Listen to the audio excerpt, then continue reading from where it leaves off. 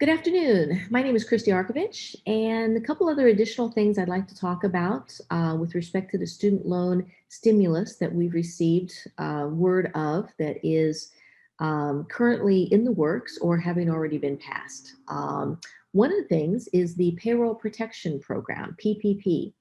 Initially, when people filed back in, I'd say April of 2020, when COVID first hit, the application basically said that you were ineligible and you could not apply for PPP if you were in default on federal student loans. So there's a lot of folks who unfortunately fit that that requirement, and they weren't eligible for the funds.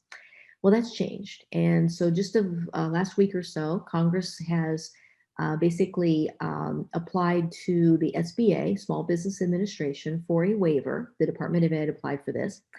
And the SBA agreed, and they acknowledge now that people can file for PPP even though they are in default or delinquent on federal student loans.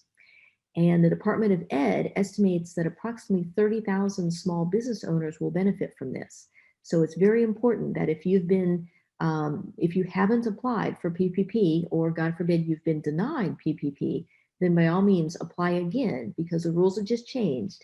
And anyone who is delinquent or in default on federal student loans are now eligible for PPP. And that includes not only the second round, but I believe it even goes back to cover the first round as well. And I know that many folks are reliant upon that in order to keep their businesses open. So stay tuned for additional videos to come out regarding additional stimulus that we expect. But right now, anyone who owns a business and either has a business PPP or an individual claim. I mean, this applies for individual sole proprietors as well. And I'm sure there's many of those who unfortunately were delinquent or in default on their federal student loans that weren't eligible. They're now eligible. So please apply. Thank you.